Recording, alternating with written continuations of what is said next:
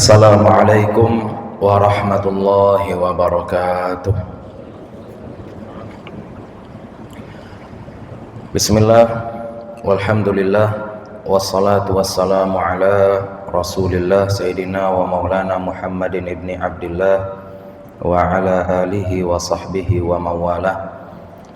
Fanawayna ta'alluma wa ta'lim wa naf'a wal intifa' wal ifadata wal istifadah wal hatha ala tamassuki bi kitabillahi ta'ala wa bi sunnati nabiyhi sallallahu alaihi wasallam wa du'a ila al-huda wa dilalata ala al-khair ibtigha'a mardatillahi wa sawabihi wa qurbih. Allahumma 'allimna ma yanfa'una wanfa'na bima 'allamtana wa zidna ilman. Bapak Dirut beserta jajaran Pertamina Hulu Rokan, Bapak Ketua beserta jajaran pengurus Masjid Usuluddin, Bapak Ibu para jamaah yang dimuliakan Allah. Suatu ketika datang sekelompok orang-orang Yahudi kepada Rasulullah sallallahu alaihi wasallam. Mereka bertanya kepada Nabi, "Sif lana rabbak." Kalau terjemahannya, sifati bagi kami Tuhan Engkau, berikan kami gambaran, deskripsikan Tuhan Engkau, Allah. Kenapa? Sebenarnya orang-orang Yahudi ini aslinya juga disuruh untuk menyembah Allah oleh Nabi Musa, tapi mereka melenceng, sebagaimana orang-orang Nasrani, ahli kitab. Jadi walaupun dalam ajaran kemudian berbeda antara Islam, antara Nasrani dan juga Yahudi, tapi sebenarnya semua nabinya itu mengajak umat untuk menyembah Allah Subhanahu wa taala. Nah, dari hadis ini nampak nanti perbedaan cara memahami Allah antara Yahudi, Nasrani dan juga Islam. Karena ternyata permasalahan utama orang-orang Yahudi adalah susah bagi mereka untuk menyembah sesuatu, menyembah eksistensi yang tidak bisa dibayangkan. Sesuatu yang tidak bisa dibayangkan, apalagi tidak bisa dilihat, itu susah bagi mereka. Makanya di dalam Al-Quran diceritakan bagaimana orang-orang Yahudi ini ketika mereka diselamatkan oleh Allah Subhanahu wa taala dari kejaran Firaun, berhasil mereka menyeberangi Laut Merah sampai mereka di daratan Sinai. Ternyata di Sinai ini ada berhala-berhala yang berbeda dengan berhala yang ada di Mesir. Ketika Nabi Musa menyelamatkan mereka dari Mesir, menyeberang Laut Merah sampai ke Sinai, di Sinai nampak berhala. Apa kata mereka kepada Nabi Musa? Ij'al lana ilahan kama lahum alihah. Buatkanlah bagi kami berhala sebagaimana berhala orang-orang Sinai. Di mana letak masalah mereka? Mereka berpindah ternyata dari satu berhala kepada berhala yang lain. Sementara Nabi Musa menyuruh mereka untuk menyembah sesuatu yang makhluk kepada sesuatu yang bukan makhluk, dari sesuatu yang bisa dibayangkan kepada sesuatu yang tidak bisa dibayangkan. Ini yang susah dipahami oleh orang-orang Bani Israel. Itu pertama. Jadi mereka meminta kepada Nabi Musa agar dibuatkan pula berhala sebagaimana berhala orang-orang Sinai.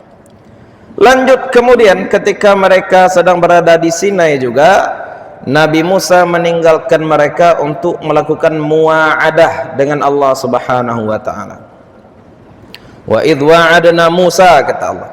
Ketika muwa'adah antara Allah dengan Nabi Musa tinggalkan ini orang-orang Bani Israel selama 40 hari.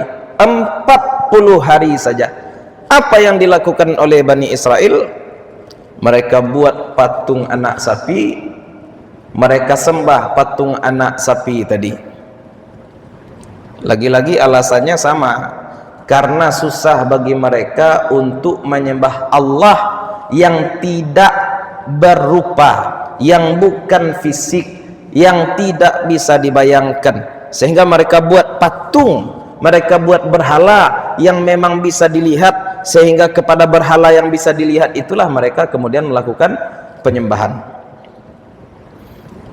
Nah, ini namanya antropomorfisme, menganggap bahwa sang pencipta alam itu, sang khalik itu adalah wujud fisikal. Dan ini pangkal semua kekafiran. Orang-orang ateis, kenapa sampai mereka mengingkari adanya Tuhan? Lagi-lagi karena dalam pikiran mereka Tuhan itu adalah wujud fisik. Wujud fisik itu kemungkinan cuma dua, kalau tidak di bumi ya di langit. Sekarang di bumi tidak tampak wujud fisik Tuhan, di langit juga sebagian orang sudah mampu menembus langit dan tidak tampak pula wujud fisik Tuhan di langit. Mereka kemudian berkesimpulan Tuhan itu tidak ada, atau Tuhan itu mati. Kenapa? Tidak ada di langit, tidak ada pula di bumi, katanya. Sebaliknya penyembah berhala lain lagi. Tuhan yang tidak punya fisik itu bukan Tuhan, berarti Tuhan itu mesti punya fisik. Mereka kemudian bayangkan bahwa Tuhan itu sosok raksasa yang tinggal di langit, yang punya kursi, kursinya lebih besar daripada langit dan bumi, sebagaimana mungkin Zeus, sebagaimana mungkin dewa-dewa di dalam film-film yang mungkin kita saksikan di film Kirasakti misalkan, Pak. Mereka gambarkan Tuhan seperti itu. Dan pemahaman-pemahaman seperti ini boleh jadi juga menjangkiti kaum muslimin. Orang-orang Islam pun mulai membayangkan bahwa Allah Subhanahu wa taala itu adalah sosok raksasa yang tinggal di atas langit ketujuh, punya singgasana namanya Arash, punya pijakan kaki namanya kursi, punya tangan, punya mata, punya wajah, dan seterusnya, dipahami secara literal sehingga ia memahami bahwa Allah Subhanahu wa taala pun adalah wujud fisikal. Dan ini diwanti-wanti betul oleh Imam Al-Ghazali. Siapa yang menyembah sesuatu yang bisa dibayangkan, berarti dia menyembah berhala. Kenapa? Karena sesuatu yang bisa dibayangkan bentuknya, maka sesuatu itu bisa dibuatkan patungnya. Sesuatu kalau bisa dibayangkan bentuknya, berarti bisa dibuatkan patungnya. Kalau bisa dibuatkan patungnya, berarti bukan sang pencipta, berhala. Balik kepada bagaimana Nabi sallallahu alaihi wasallam menjawab pertanyaan Bani Israel tadi, orang-orang Yahudi tadi. Sif lana rabbak, gambarkan bagi kami bagaimana Tuhan engkau, bagaimana Rabb engkau. Kemudian Nabi sallallahu alaihi wasallam pun menjawab dengan surat Al-Ikhlas. Yang pertama apa? Qul huwallahu ahad. Katakanlah wahai Muhammad bahwa Allah itu satu. Ini satu mutlak. Kita jabarkan sedikit-sedikit ya, Bapak-bapak ya. Ini pena apa? Ini pena satu atau banyak, Pak? Satu. Yakin? Bisa jadi dua enggak nih? Bisa dipatahkan jadi dua nih. Bisa jadi empat, dibelah-belah bisa jadi empat. Maksudnya apa? Wujud fisikal, semua yang ada di bumi ini, walaupun kita katakan ini jumlahnya satu, hakikatnya tidak satu. Hakikatnya dia tersusun dari komponen-komponen, dari bagian-bagian kecil yang bersatu kemudian membentuk wujud yang lain. Sama dengan manusia juga, walaupun dikatakan ini satu orang, tapi sejatinya itu bukan satu orang. Sejatinya itu adalah susunan-susunan dari sel yang membentuk jaringan, jaringan yang membentuk organ, organ yang membentuk sistem organ, dan seterusnya. Tidak ada satu mutlak di alam ini. Air, bahkan air pun walaupun satu tetes, itu ternyata adalah gabungan dari beberapa unsur kimia. Ada hidrogennya, ada oksigennya. Setiap yang satu di alam ini ternyata bisa dibagi. Kenapa? Karena ia tersusun dari satuan-satuan. Satu sel, satu sel, satu sel, satu sel nanti membentuk manusia, membentuk hewan dan seterusnya. Sedangkan Allah tidak seperti itu. Allah itu satu mutlak yang tidak berbagi. Nah, ini namanya apa? Nah, ini namanya satu mutlak. Satu mutlak berarti bahasa Arabnya bagaimana? Tauhidul Dzat. Zat Allah itu esa. Kemudian apa lagi? Sifat Allah juga tidak terpisah dari zat. Lain dengan makhluk yang sifatnya itu berubah-ubah, perasaannya berubah-ubah, moodnya berubah-ubah, mood swing. Allah tidak seperti itu. Sifat Allah itu satu dan itu juga bersifat mutlak. Manusia ketika baru lahir ia lemah, kemudian seiring berjalannya waktu berubah menjadi kuat, nanti seiring berjalannya waktu kembali menjadi lemah. Sedangkan Allah selalu kuat. Manusia ketika lahir tidak mampu melihat, mendengar, masih keterbatasan itu ada padanya ketika baru lahir. Nanti seiring berjalannya waktu bertambah penglihatan, pendengarannya, nanti ketika tua kembali berkurang. Sedangkan Allah mutlak. Sifat Allah itu juga mutlak. Kemudian yang terakhir, ini juga keyakinan kita terkait qul huwallahu ahad, bahwa Allah lah satu-satunya yang berbuat secara hakikat. Ketika ada orang mati, maka Allah hakikatnya yang mencabut nyawanya. Ketika ada orang sakit, maka hakikatnya Allah yang memberi kepada dia penyakit. Ketika kita minum dan hilang rasa haus kita, hakikatnya Allah yang menghilangkan haus ketika kita minum. Sedangkan pisau yang merobek kulit kita, api yang membakar, air yang menghilangkan haus, itu semua tidak lain hanya sekedar sebab zahir saja, bukan sebab hakikat. Walaupun memang kita menjalani hidup dengan zahir, nahnu nahkumu bizawahir, kita jalani hidup dengan zahir-zahir syariat, tapi yang kita yakini tetap kembali semuanya adalah kepada Allah. Ini namanya tauhidul af'al. Allah satu-satunya yang berbuat. Lanjut ayat berikutnya. Allahus samad. Allah lah tempat bergantung. Maksud Allah tempat bergantung itu apa? Kanallahu wa lam yakun syai'un ghairuhu. Allah ada sebelum segala sesuatu ada. Maka segala sesuatu bergantung kepada Allah, bukan Allah yang bergantung kepada sesuatu. Allah yang menciptakan tempat, Allah yang menciptakan waktu. Jangan nanti dipahami pula bahwa Allah itu yang terikat dengan waktu, bahwa Allah pula yang terikat dengan tempat. Tidak. Ayat-ayat yang seolah-olah memberikan indikasi bahwa Allah itu bertempat, maknanya bukan bertempat. Surat Thaha ayat 5, Ar-Rahmanu 'alal 'arsy istawa. Allah itu di atas arasy beristiwa. Jangan dipahami Allah itu bertempat di atas arasy, bukan. Istawa artinya bukan bertempat di situ. Sebab kenapa?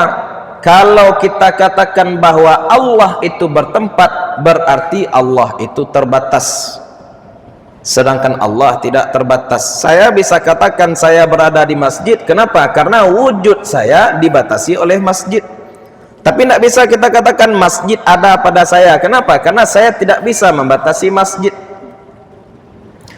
Kita bisa katakan bahwasanya Indonesia ini berada di Asia Tenggara, tapi tidak bisa kita katakan sebaliknya. Asia Tenggara itu di Indonesia, tidak bisa. Kenapa? Karena Indonesia tidak membatasi Asia Tenggara. Kita tidak bisa katakan laut itu adanya di Sumatera, tidak bisa juga seperti itu, karena justru Pulau Sumatera yang dibatasi oleh lautan.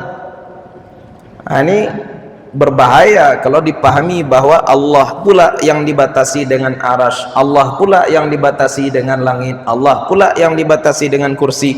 Maka ditegaskan dalam ayat tadi, Allahus samad, Allah tempat bergantung. Kalau hancur pun segala sesuatu, maka Allah tetap kaya. berarti wujud Allah tidak bergantung kepada yang lain, justru segala yang ada ini bergantung kepada Allah Subhanahu wa taala. Jadi Allah tidak terikat dengan apapun, tidak terikat waktu, tidak terikat dengan tempat. Lam yalid, Allah tidak melahirkan. Melahirkan dalam ayat tadi itu sebenarnya punya banyak kandungan. Boleh jadi benar-benar melahirkan, boleh jadi berkembang, karena membelah diri pun juga termasuk istilahnya wiladah. Allah maksudnya di ayat tersebut tidak berubah, sebab Allah itu sudah sempurna. Sesuatu yang berubah itu menunjukkan ketidaksempurnaan, karena perubahan itu kemungkinannya cuma dua: berubah menjadi lebih baik atau berubah menjadi lebih buruk. Kalau ada orang menyatakan Allah berubah menjadi lebih buruk, ya kacau, berarti dia katakan Allah buruk. Kalau ada yang mengatakan Allah berubah menjadi lebih baik, kacau juga, berarti dia katakan Allah pernah buruk. Maka Allah Subhanahu wa ta'ala lam yalid, tidak berubah, sudah tetap. Kenapa? Karena kesempurnaan Allah itu sudah full, sudah paripurna, tidak bisa menjadi lebih baik daripada apa yang ada sekarang. Itulah Allah Subhanahu wa ta'ala. Lain dengan makhluk, lain dengan manusia. Walam yulad, Allah itu juga tidak dilahirkan. Allah itu ada tanpa permulaan. Ini penting. Segala sesuatu yang ada di alam ini awalnya tidak ada menjadi ada. Ini meja awalnya tidak ada menjadi ada. Saya pun, kita semua pun awalnya tidak ada kemudian menjadi ada. Berarti awal munculnya kita semua adalah ketiadaan. Sedangkan Allah itu tidak pernah tidak ada. Jadi jangan dicari-cari pula dalam pikiran kita. Kalau Allah yang menciptakan seluruh makhluk, lalu siapa yang menciptakan Allah? Ini pertanyaan sudah salah dari awal. Karena yang kita tanya siapa pencipta, itu adalah untuk sesuatu yang tidak ada menjadi ada. Siapa yang membuat dia ada setelah sebelumnya tidak ada, baru perlu ditanya. Tapi Allah yang tidak pernah tidak ada, tidak ditanya siapa yang mengadakan. Kenapa? Karena Allah itu wujudnya mutlak. Adanya Allah itu absolut, tidak dimulai dengan ketiadaan. Itu maksudnya lam yulad. Adanya Allah itu tidak bergantung kepada yang lain. Allah itu ada, tidak pernah tidak ada. Walam yakul lahu kufuwan ahad, dan tidak ada yang sebanding dengan Allah. Tidak ada bagi Allah itu bandingan apapun. Tidak ada yang serupa dengan Allah.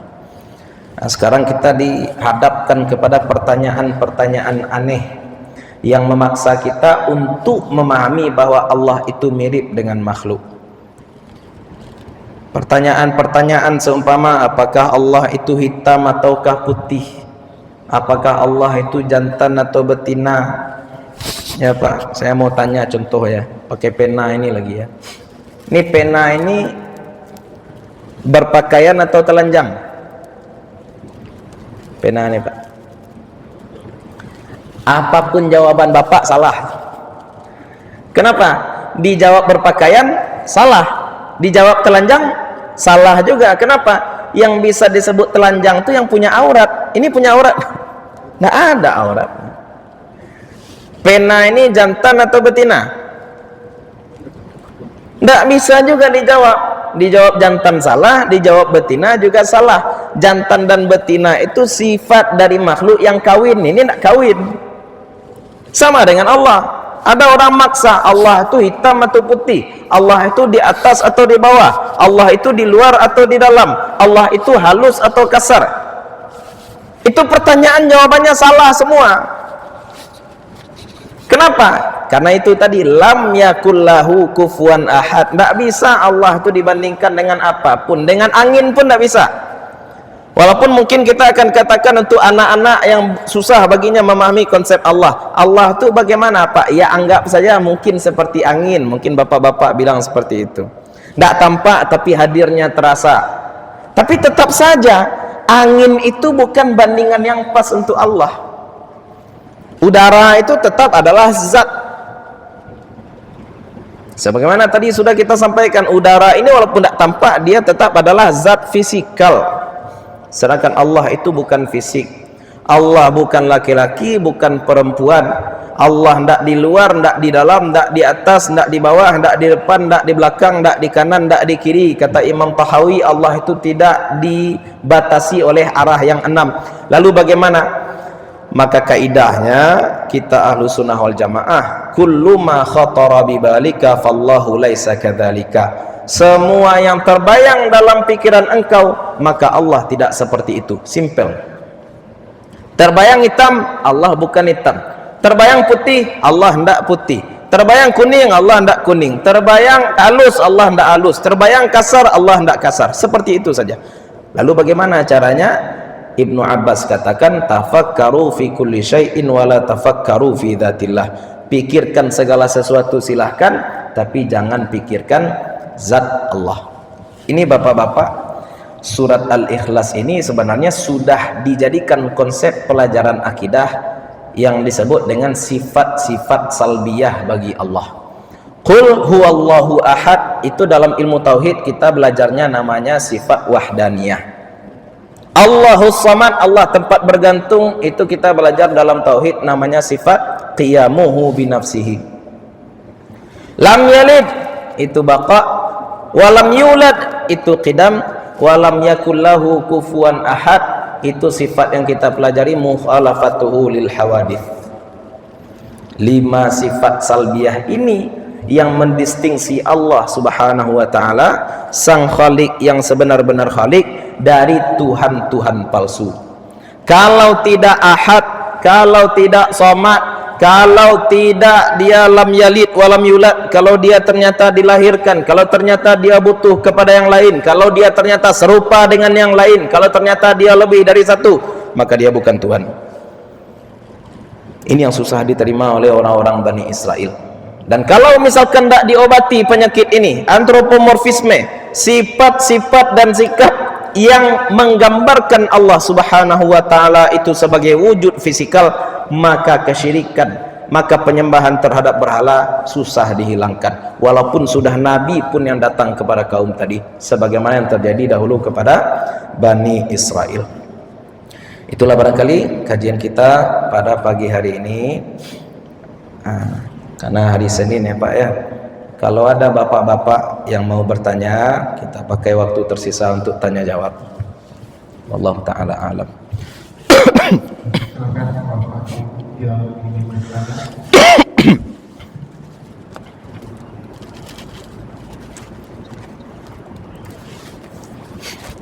Assalamualaikum warahmatullahi wabarakatuh. Waalaikumsalam warahmatullahi wabarakatuh. Izin Ustaz bertanya. Jadi fenomena yang sekarang terjadi ini bukan hanya di negara-negara namanya itu Eropa ya, Eropa, Amerika, mungkin juga di beberapa Asia Timur itu ada paham berkembangnya paham ateisme. Ya. Itu makin apa ya, mungkin di sini itu makin berkembang, makin lama itu makin banyak. Apa sih sebenarnya apa ya namanya itu paham ateisme ini muncul sebegitu cepat? Apakah mereka merasa pesimis dengan keberadaan Tuhan? Kadang-kadang sering bertanya dalam diri mereka, saya sudah banyak berdoa, kemudian ternyata doa saya tidak kabul. Yang kedua, apa namanya, kalau memang Tuhan itu maha kuasa, maha adil, kenapa masih banyak kita di dunia ini, masih banyak perasaan kita saksikan darah berceceran di mana-mana. Mereka bertanya, ya di mana keberadaan Tuhan? Mungkin apa namanya itu pertanyaan-pertanyaan dari Amerika Serikat banyak muncul apa namanya itu berkembangnya ateisme. Gimana menanggapi fenomena berkembangnya paham ateis yang sudah menarik, mudah-mudahan jangan sampai apa namanya anak cucu kita apa namanya punya pemahaman. Baik, assalamualaikum warahmatullahi wabarakatuh. Waalaikumsalam warahmatullahi wabarakatuh. Bismillah, alhamdulillah, wassalatu wassalamu ala rasulillah. Mudah-mudahan bisa kita jawab Pak ya. Ini ateis ini kalau dari sisi motif munculnya banyak. Kalau anak-anak baru puber, ini apa-apa hati-hati ya. Anak merantau itu, anak-anak kuliahan tuh banyak jadi ateis. Kenapa? Bukan karena ingkar Tuhan juga, dia percaya Tuhan itu ada.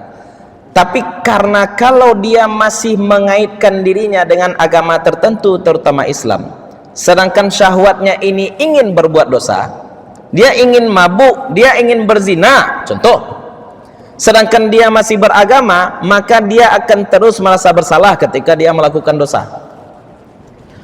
Maka cara agar dia tidak lagi merasa bersalah ketika melakukan dosa, minum, main judi, berzina, bagaimana caranya? Caranya dia hilangkan Tuhan. Jadi pengingkaran, denial dari hatinya. Kenapa? Karena dia tidak mau mempertanggungjawabkan dosa dia. Kita ini manusia dari tanah, nanti akhirnya juga akan jadi tanah. Padahal kita tidak seperti itu. Kita manusia memang, jasad kita kembali kepada tanah, betul. Akan tetapi ruh kita tidak jadi tanah. Akan mempertanggungjawabkan apa yang kita lakukan. Ini motif yang pertama. Ini anak-anak ateis, ateis kacang istilahnya. Denial saja. Tapi ada yang agak-agak pintarnya seperti ini. Ini seperti aktor Inggris, saya lupa namanya. Dalam sebuah talk show dia bilang, kalau Tuhan ada, sebagaimana tadi kata Bapak, kalau Tuhan ada, kalaupun Tuhan itu ada, dia bilang, maka Tuhan itu adalah sosok yang jahat. Dia ingkar Tuhan. Ya, dia ingkar Tuhan. Saya tidak percaya ada Tuhan. Kalaupun Tuhan ada, dia adalah sosok yang jahat dan saya tidak mau nyembah dia. Kenapa? Karena psikopat, katanya seperti itu. Ya, psycho. Kenapa? Anak umur 4 tahun katanya kena kanker tulang. Katanya seperti itu. Anak umur 4 tahun kanker tulang. Orang baik hidupnya menderita. Maka sebenarnya dalam konsep akidah kita sudah dijawab. Apa jawabannya? Ini jawaban bukan jawaban tasawuf, Pak, ya. Ini jawaban yang diterima akal. Mungkin hati kita merasa berat, tapi akal kita akan menerima. Jawabannya apa? Bahwa Allah itu tidak harus menyayangi. Allah itu harus melihat, harus mendengar, harus kuasa, betul. Tapi dalam konsep akidah kita, menyayangi, mengampuni, memaafkan, mengazab, itu semua bukan sifat wajib bagi Allah. Itu semua sifat jaiz. Allah boleh marah, Allah juga boleh tidak marah. Allah boleh memberi rizki, Allah juga boleh menahan rizki. Saya kasih contoh, Pak, ya. Ini untuk orang-orang yang mengatakan bahwasanya Allah itu jahat. Kalau dia sudah katakan Allah jahat, dia tidak mau lagi nyembah Allah. Kalau misalkan mikrofon ini atau kamera masjid ini saya bakar, saya jahat enggak, Pak? Jahat saya. Tapi kalau tablet saya ini saya bakar, saya jahat enggak, Pak? Kalau HP saya yang saya bakar, saya jahat enggak? Enggak. Kalau HP masjid yang saya bakar, jahat. Apa bedanya?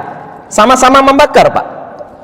Bedanya yang satu saya lakukan dengan hak saya. Ini punya saya boleh bakar, saya boleh buang. Tapi ini punya masjid, saya tidak boleh melakukan semena-mena.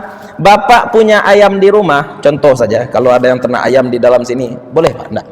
Yang enggak punya ayamnya di sini, ya. Ayamnya baru bertelur, kemudian Bapak ambil telurnya. Dari sudut pandang ayam, Bapak jahat enggak, Pak? Sudut pandang ayam. Andai ayam itu bisa ngomong, kemudian dia bilang kepada Bapak, Bapak jahat, saya baru bertelur, Bapak sudah ambil telur saya. Apa kira-kira jawaban kita kepada si ayam itu? Jangankan saya ambil telur kamu, kamu pun saya sembelih, saya makan pun boleh. Kenapa? Karena kamu punya saya.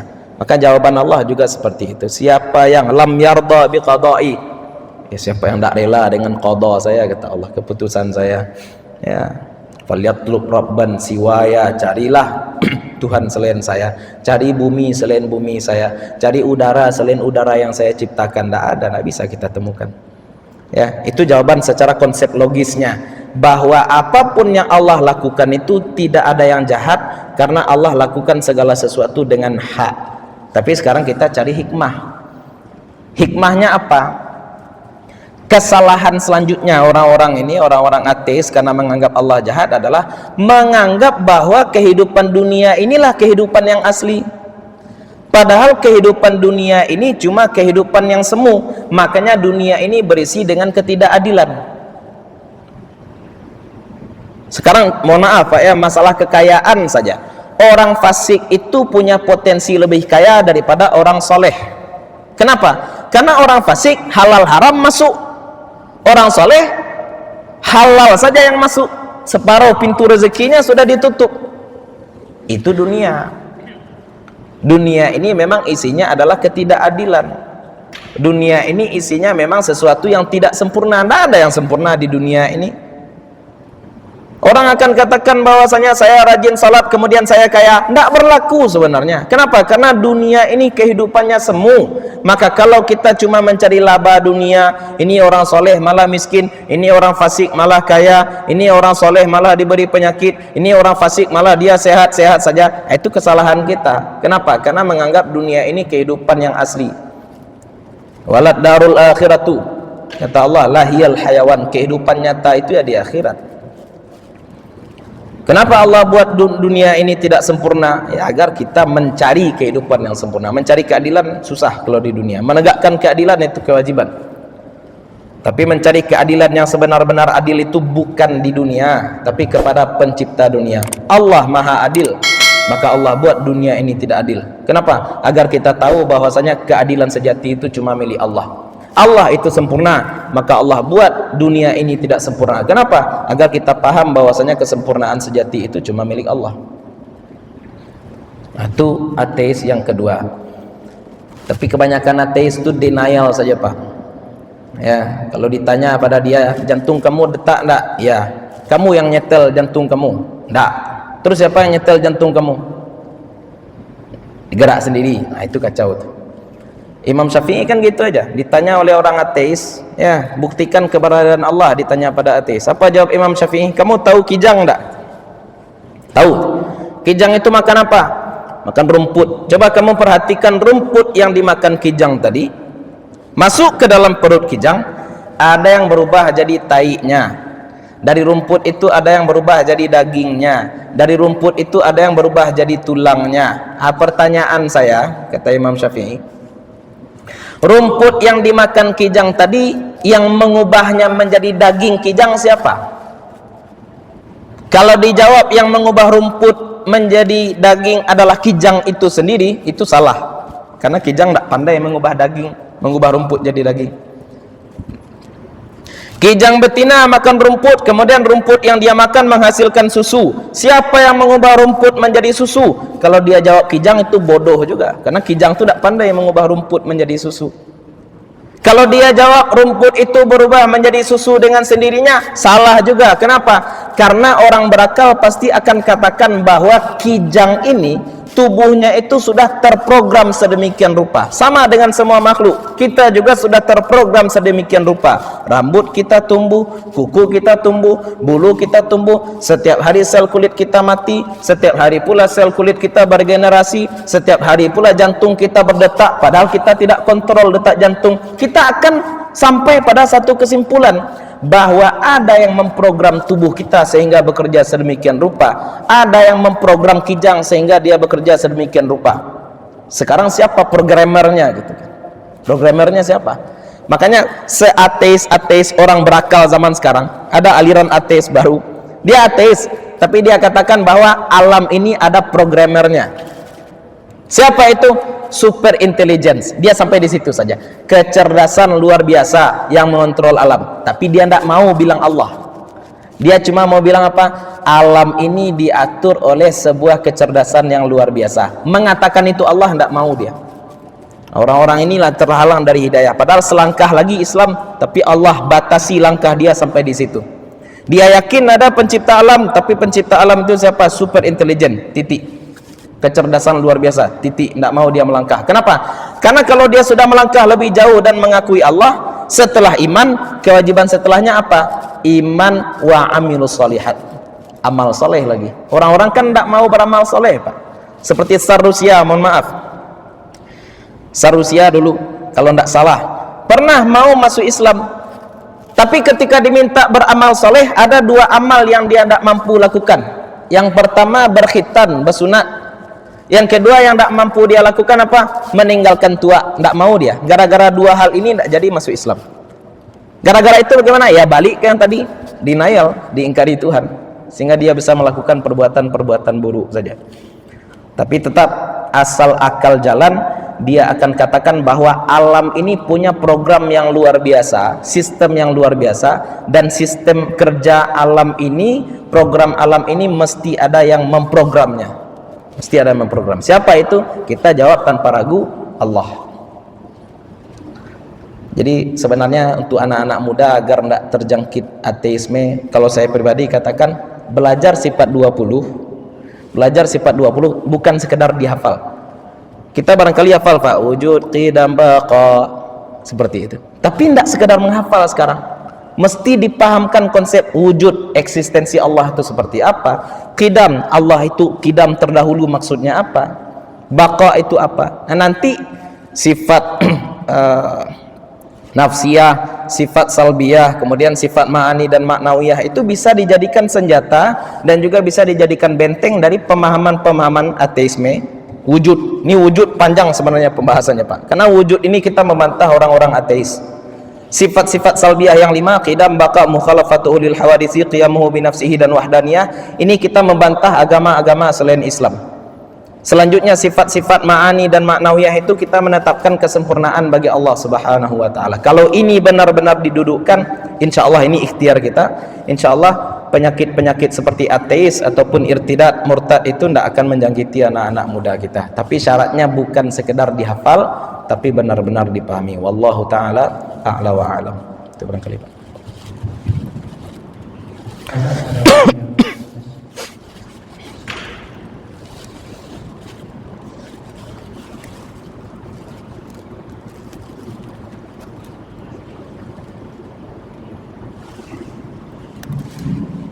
Assalamualaikum Bu ya.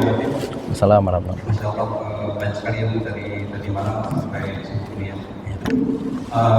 Pekan saya itu tertarik dengan penjelasan Al-Quran tadi malam. Iya Pak.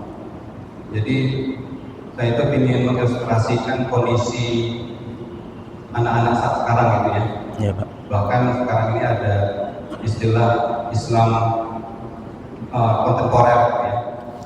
Jadi mengedepankan pemikiran yang logis, sedangkan kalau kita lihat bukti-bukti yang terkandung di Al-Quran itu banyak kita temukan di zaman sekarang. Yeah.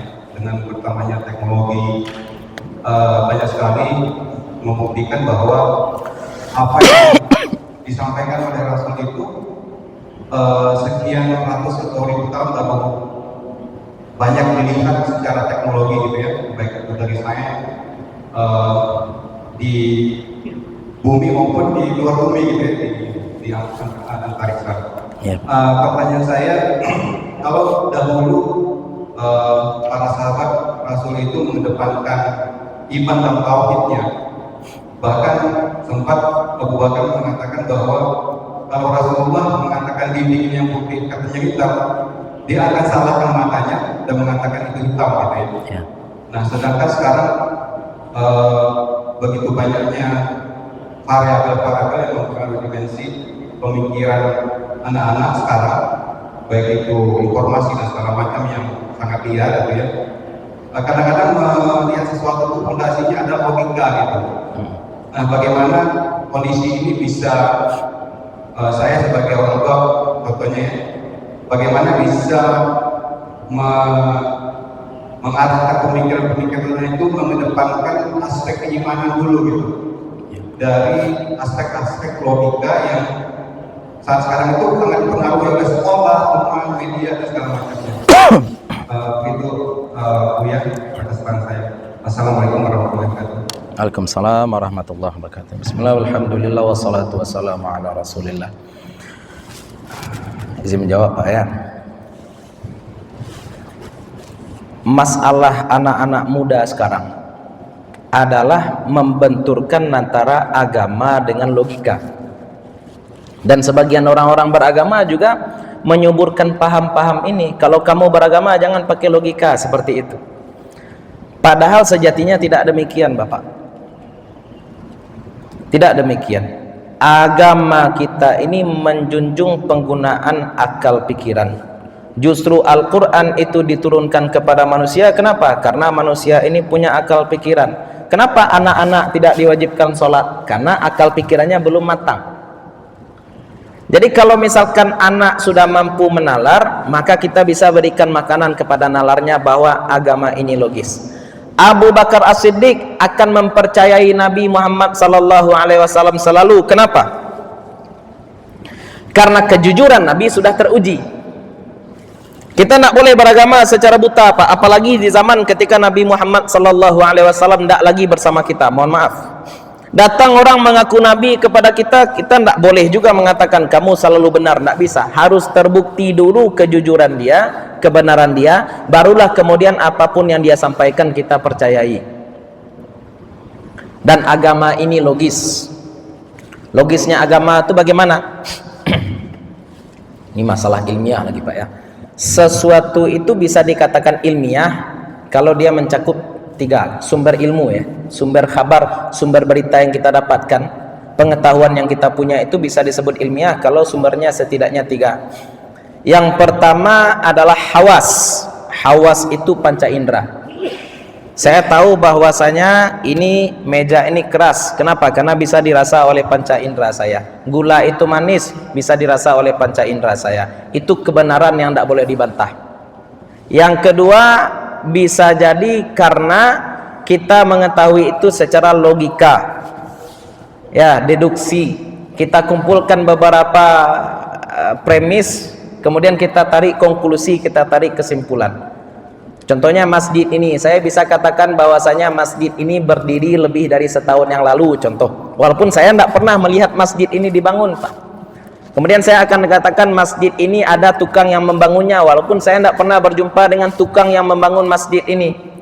Saya bisa tahu terjadi pencurian. Kenapa? Walaupun saya tidak nampak pencurinya, saya tahu, saya bisa simpulkan karena ada orang yang kehilangan barang, kemudian pintu rumahnya terbongkar dan seterusnya.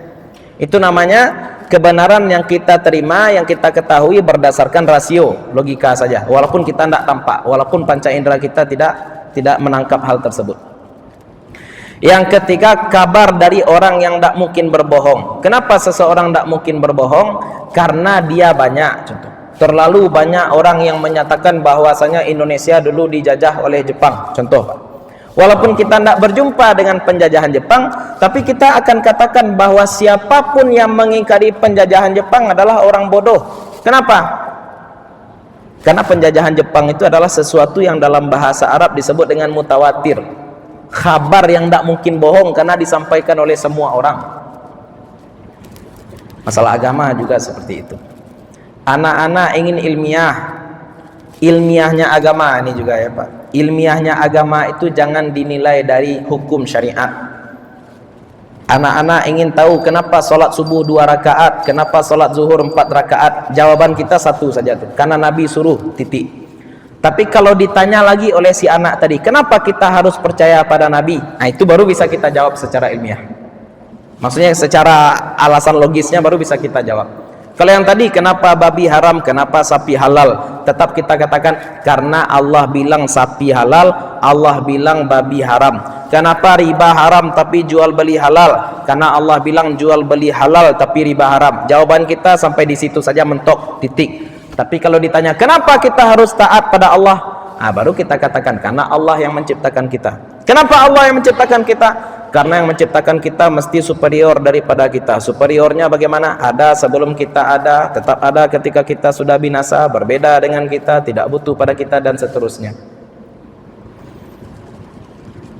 Jadi untuk masalah fikih memang tidak bisa dilogikakan dengan logika anak-anak. Seperti tadi, Pak, sholat subuh kenapa 2 rakaat, sholat zuhur kenapa 4 rakaat, kenapa tua itu haram, ya, katanya misalkan. Kenapa tua itu haram? Ya tidak bisa kita katakan kenapa tua itu haram. Pak, kalau misalkan kita minum tua tapi hati-hati, boleh nggak, Pak? Kan boleh jadi anak-anak bertanya seperti itu. Anak-anak muda juga boleh jadi akan bertanya, Pak, kalau misalkan zina itu diharamkan karena ditakutkan nanti muncul banyak anak haram, boleh nggak saya pakai kontrasepsi kemudian berzina? Boleh jadi anak-anak sekarang akan bertanya hal-hal seperti itu. Tapi lagi-lagi kita katakan masalah-masalah fikih jangan dipakaikan logika-logika pendek kita. Yang bisa diperdebatkan, dilogikakan adalah masalah akidah, Pak. Nah, kalau akidahnya sudah benar, barulah seperti Abu Bakar As-Siddiq, apapun yang disampaikan Nabi akan dia terima. Tapi kalau akidahnya itu betul yang masih goyang, maka hal-hal yang tidak patut dipertanyakan pun akan dipertanyakan. Makanya sama dengan jawaban yang pertama, didudukkan lagi yang tadi sifat 20 tadi, tapi dengan konsep ilmu logisnya. Ilmu logis dalam ilmu akidah itu namanya ilmu kalam. Ilmu kalamnya didudukkan. Kalau misalkan akal ini sudah tenang, baru hati menerima. Akal sudah tenang, baru hati menerima. Itu barangkali Pak jawaban dari saya. Wallahu taala a'lam. Silakan, silakan.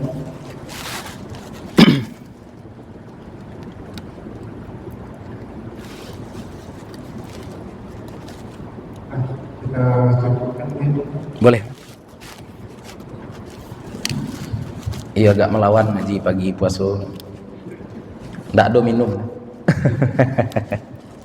Nah, itulah barangkali kajian kita. Mudah-mudahan bermanfaat bagi ibu-ibu, bapak-bapak, terutama untuk kami pribadi yang menyampaikan. Mudah-mudahan sebagaimana Allah kumpulkan kita di sini, Allah kumpulkan pula kita nanti bersama-sama dengan Rasulullah sallallahu alaihi wasallam. Mohon maaf kalau ada yang salah, ada yang kurang, ada sesuatu yang tidak kami letakkan pada tempatnya, ada penghormatan yang barangkali kurang layak kami berikan. Assalamualaikum warahmatullahi wabarakatuh.